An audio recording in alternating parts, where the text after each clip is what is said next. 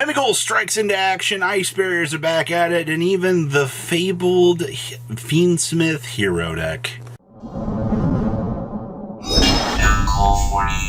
You guys smash the living crap out of that subscribe button so you guys don't miss out more awesome. I guess we did have regionals this weekend. I wanted to squeeze these in and give a little bit of recognition to some of our fellow duelists out here so that they could actually get some love for some of these lists that they've came up with. Now, this one is Mimighoul. This did, unfortunately, bubble out and miss its shot at the top cut.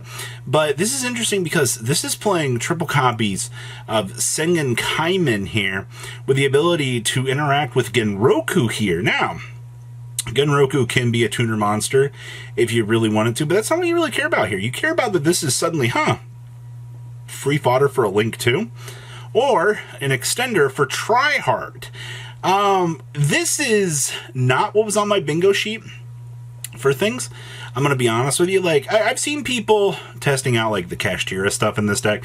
You know, the whole unicorn and things like that is pretty cute, but then you also have Swords of Frickin' Revealing Light in here as well. If people aren't playing outs to this, you're going to catch all of your opponents off guard with this.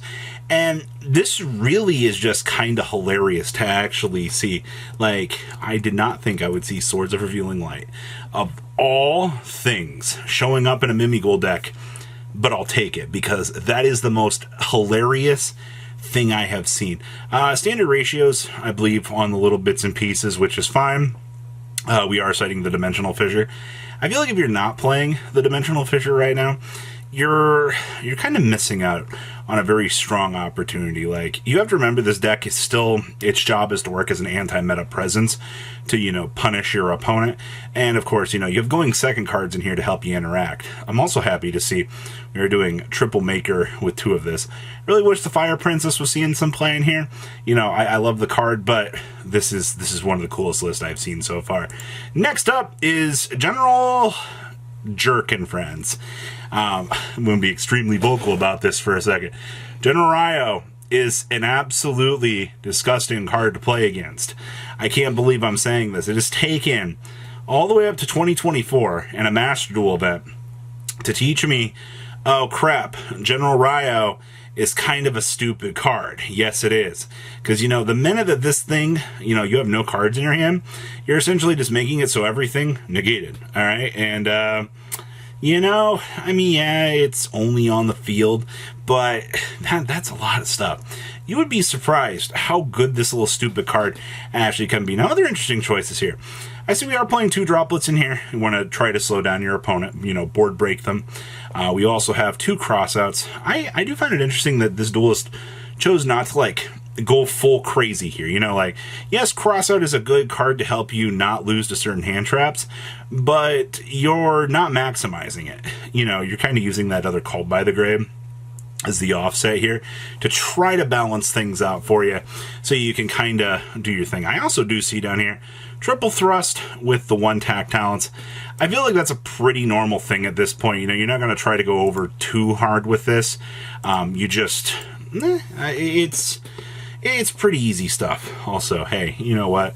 If your deck can play a, you know, interesting little interaction like this, you'll be going a lot of places here.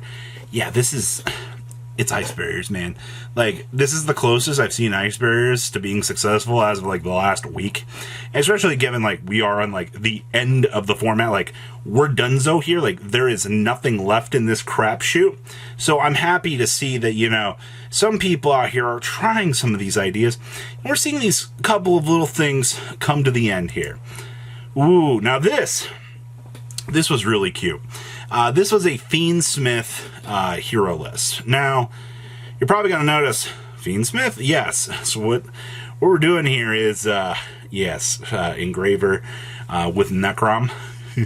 the thing that was really cheesy about this list was, in the tournament report, they're like, yeah, so I don't own the field or the spell card tracked. I'm just doing, you know, engravers with Necrom, and, like, this is it. You know, like, you're rolling out engraver into Requiem. Congratulations, you know, you're getting to Sequentia. I mean, okay, man, like, this is this works, unironically. The whole Dust of Gold being effectively, one card on into this is been like the thing of debate that people have been looking at. They're like, oh yeah, Sinister Necrom leads on into the Dust of Gold. Your Dust of Gold Requiem. Congratulations. Full Fiendsmith combo. Isn't that so cool to be able to do? And no Vision Hero garbage anymore. Don't need it. You get to cut out the really bad cards from your deck. The things that a lot of people were really kind of upset for the longest time here. So it's interesting to see that. Also, we're back on D-Force with the Plasma. That's really cute. I've always liked the idea of being able to play this little package in the deck. Granted, Plasma is usually a normal mainstay around here, but actually having the D-Force stick around is pretty good. Also, we are doing 2 Fiendsmith Sync in here. Getting that free token on your field gonna be really good. Of course, the Dark Calling. Nothing else really too crazy about this. Your extra deck's a little bit more tight because you're dedicating, a larger slot base to these little extra pieces. But this is so cool. Like, give this a shot. I think you'll have fun with this. Ooh, we have Flaunderies. I guarantee you, first couple of days of new format, people are going to be throwing poop at the wall going, Flu's back! Flu's... So this is, you can come back to this after the ban list and look at this deck and go, oh, hey, we can revisit some good old Flaunderies and do the... your ratios here are beautiful. Like, 2 M-Pen, you're still doing standard of these. You're playing shifters in here. Got to be that guy. Shifters definitely going to carry you. But you also have, your Dark Ruler No Mores to make sure you can get things going. Actually, this build's playing the Feather Duster. That's actually kind of cool. You don't hardly see anybody out here, really dedicating slots to the Feather Duster in the main decks for this. But, okay. And, of course, we are playing 1 copy of the Swallow's Cowrie. This was, like, one of the best TCG exclusives we could have ever actually hoped to have gotten. Now, the other good thing here, the build is actually playing the Triple Featherstorm. Yes. As much as I know we had people kind of bouncing back and forth out here on the Featherstorm idea, you want this to be your lock-in. Alright, this is going to help you do so much stupid stuff. Like, your whole point is, hey, I want to make sure I can win the game. None of that BS. I've also noticed out here, a lot of these builds have been kind of shifting towards Fossil Dyna.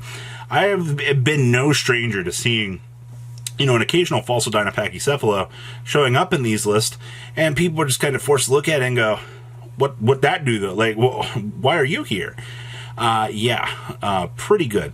Of course, Mulch Armies. I can't wait to watch the infestation of these things evolve over time. Like, it's going to be so cheesy. Also, your extra deck doesn't matter. Also, playing the 1 copy of the Simul Archfiends as well. Well, I'll be honest with you. I expect this deck to get off 100% scot-free next list. You'll be able to be a Flaunderies main next list. No problem. Alright, and then last but not least here, Runic Stun. This is probably going to be my final farewell to this deck. I do not expect this deck to get off scot-free going into the next format, so we can enjoy this one last time. Alright, this build's actually playing 41 cards. We are main decking the Rivalry that goes in and there can only be 1. Okay. I do see we are playing the card scanner in here. Hey, free filtering for this stupid deck. 2 Messenger apiece versus the 1 Scrubbed Raid. Incredibly good odds here. I like that. I do see... that's the standard. But down here, we are doing the Soul Absorption. Yeah, this will get you the free little stack up on life points to BS call your opponent. We've seen how good the Cursed Seal is. Actually side decking the Grave. And, of course, we have the Royal Prison down here. Oh, we are getting...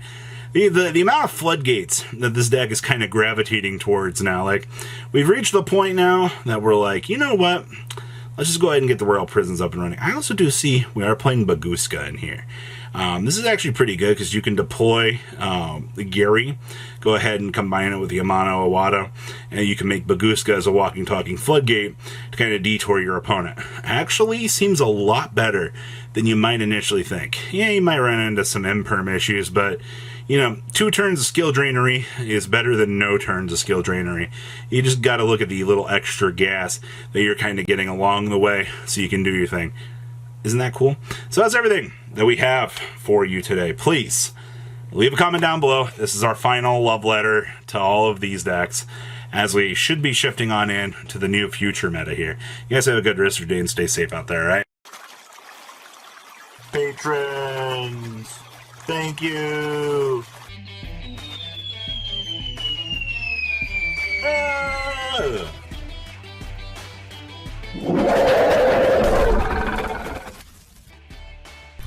Thank you so much for watching. Check out these other videos.